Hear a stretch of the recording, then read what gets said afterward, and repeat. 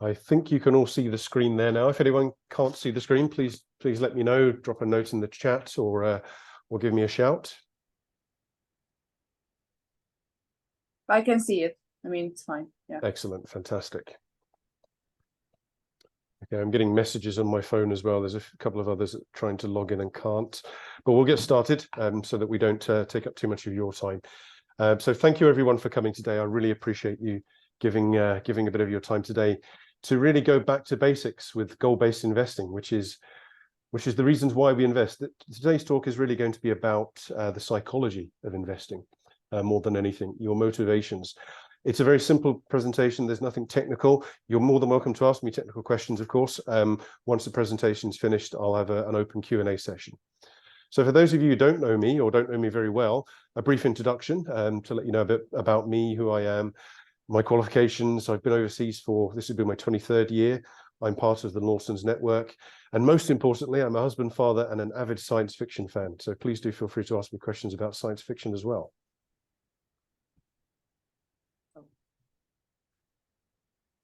So something really that this presentation is all about, the real nuts and bolts of the whole thing is what means more to you, an abstract percentage or reaching a goal in life.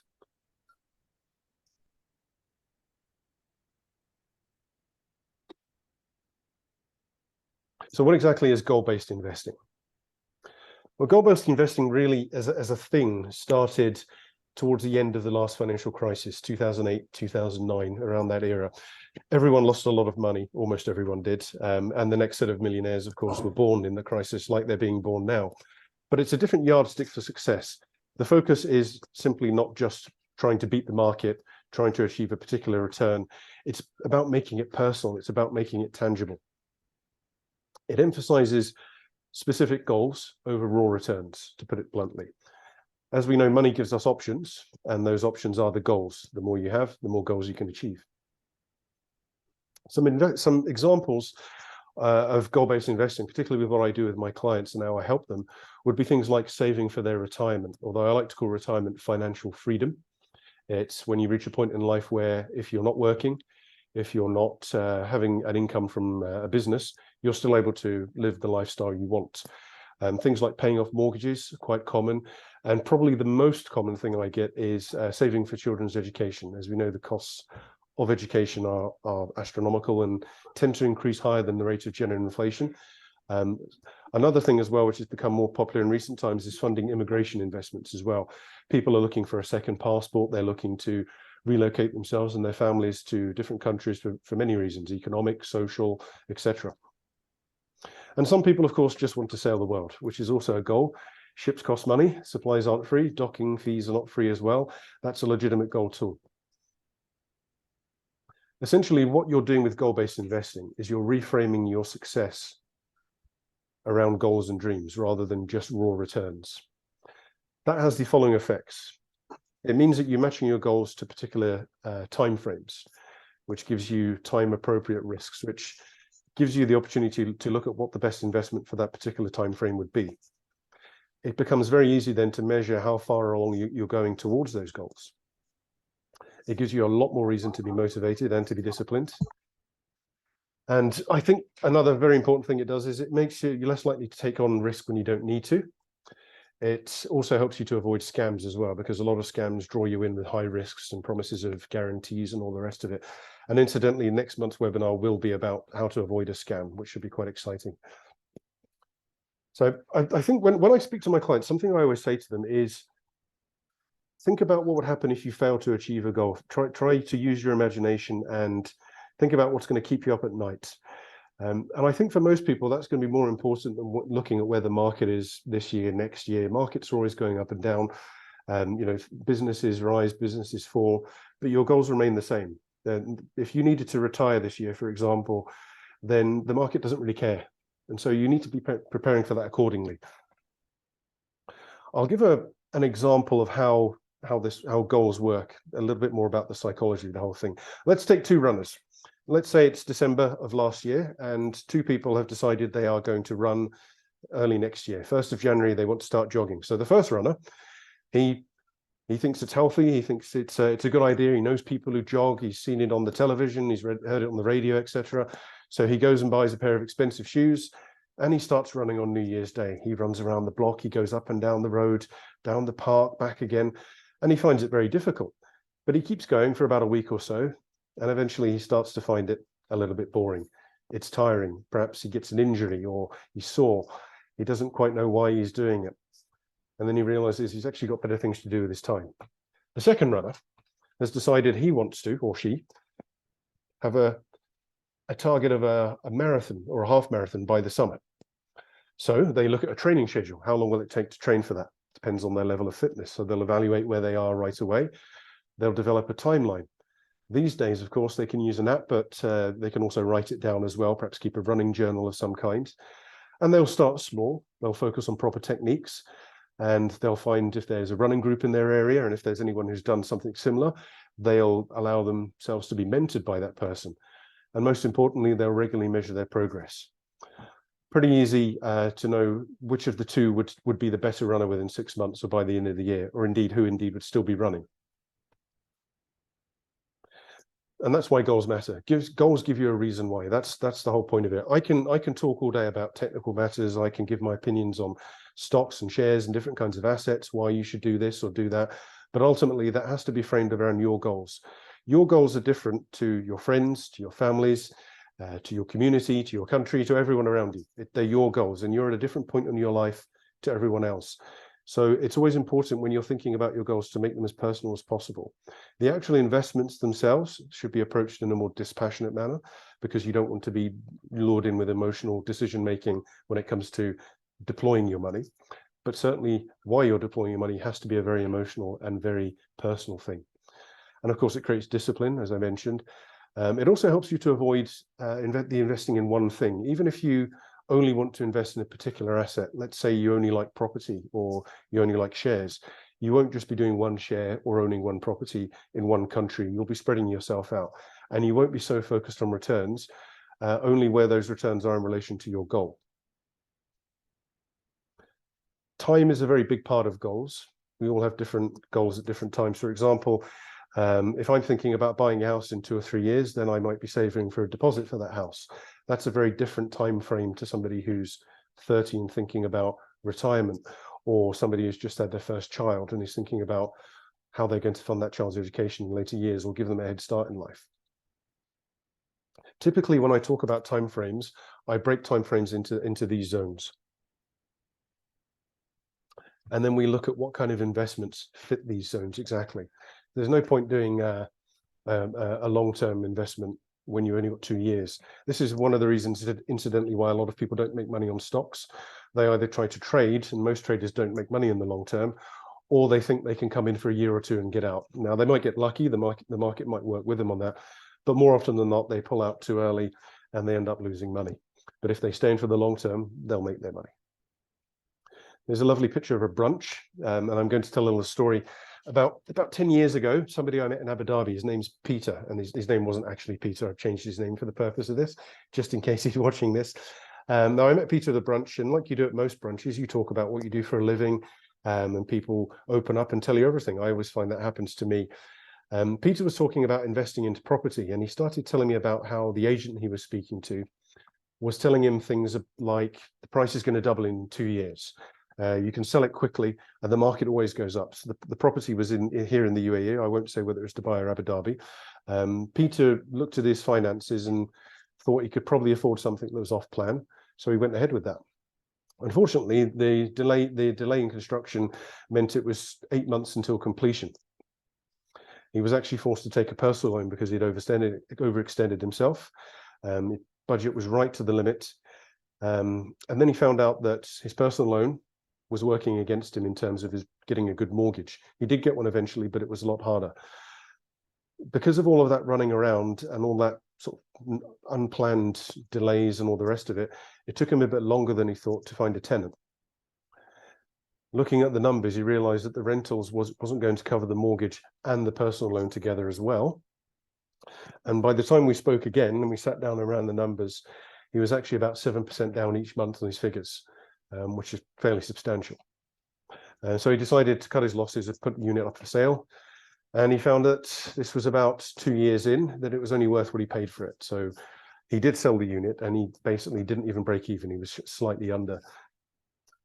I'll take another person that I met at a brunch, and don't think I live at brunches by any means. I'm just giving these as an example. And we'll call this person Paul. His name isn't Paul. He's from the UK, and he wanted to buy a home in the UK. He'd recently arrived in Abu Dhabi, and he had a pretty good job. He was fairly sensible with his money, and he decided that he wanted to go back with something to show for what his time over here. So he wanted to save up enough for a deposit to go back and buy a house in a nice area of the UK. He gave himself a target of 5 years to do this. And he started reading about shares and about property investments, and just taking in knowledge slowly and surely. And he decided that he liked property more than he liked shares. He didn't really understand the shares as much as and he didn't think he wanted to put most of his money into that. So he looked for a small off-plan rental property. It was actually a one-bedroom apartment in Manchester, I believe. He consulted me, and we found him a property that was in an area with very good demographics. Now, by demographics, I don't mean that everyone in the area was very nice and pleasant. I mean, it had a very good story behind it. It had a growing population. It had universities. It had schools. It had people that were coming in, and it had a good long-term story. And the government was also investing in the area to regenerate the infrastructure. So we were able to work out a plan for him to buy this property, and it was well under his budget. It was something like about 70% or so he was actually spending of his available budget. So the 30% we actually put to one side in a reserve fund. And that came in quite handy because the property completion was delayed by 2 months, but the reserve fund more than covered any issues he's had because he had to start paying his mortgage right away. He also managed to get a property management team because he selected a good developer that recommended one. There was a tenant ready to move in. It was about 3 weeks after the keys were handed over, the tenant actually moved in. The mortgage was, of course, paid for by the tenant because that had been planned and looked into. And he was pulling in about 5% net of all fees and taxes. And that's 5% on the value of the property, not 5% on the 30% he had put as a down payment.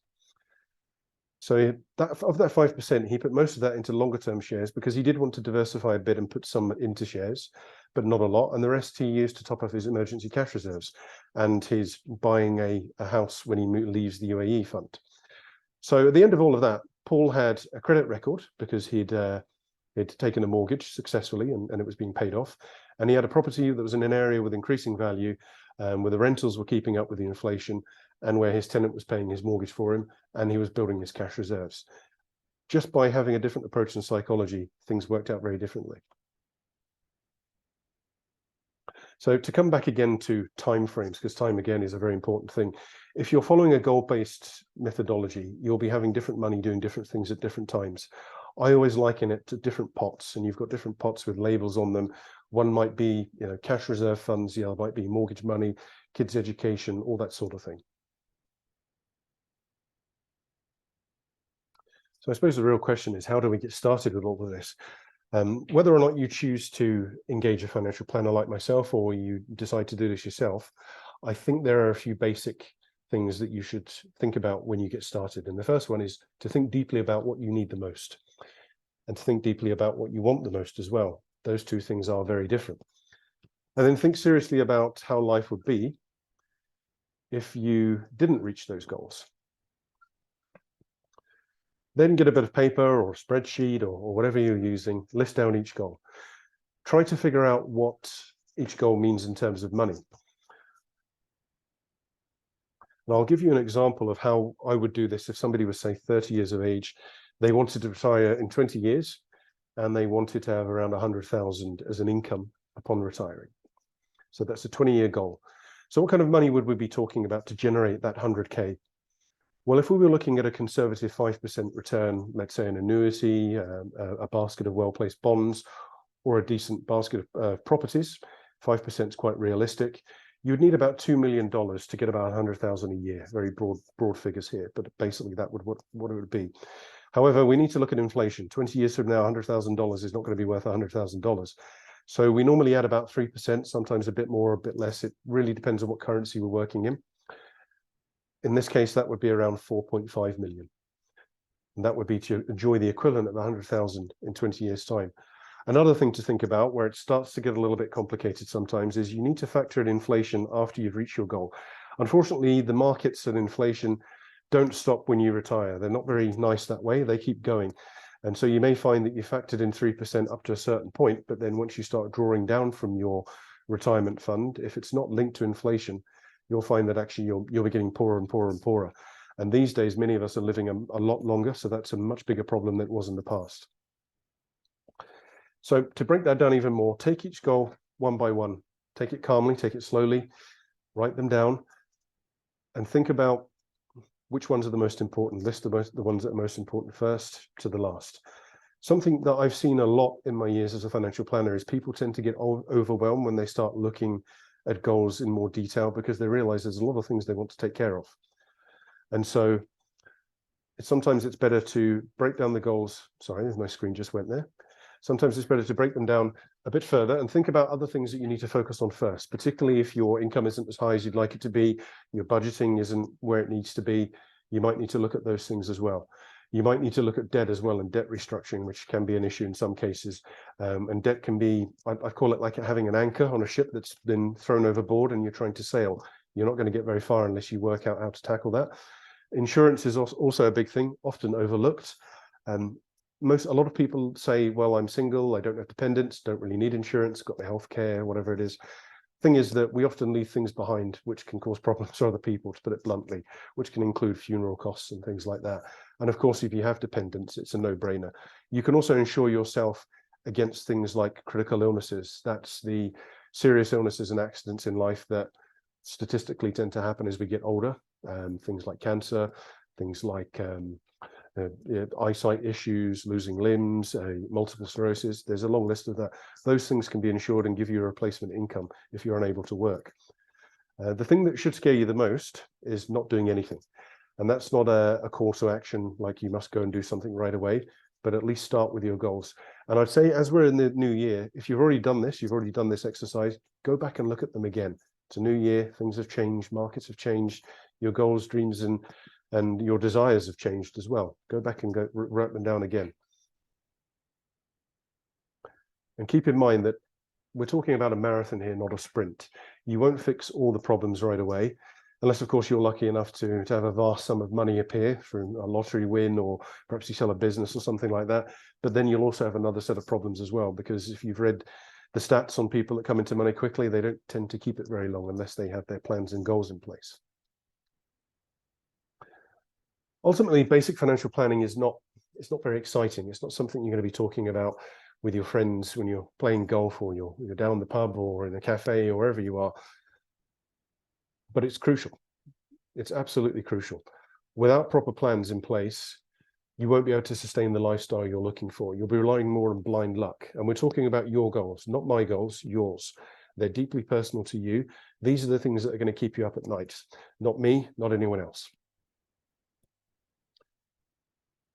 And I'll leave you with this. The choices you make today about what you do with your money will determine where you are 5 years from now, 10 years from now, 15 years from now.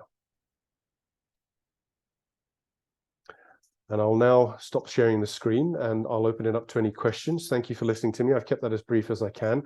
I hope that you found it of interest and that you've taken something from that.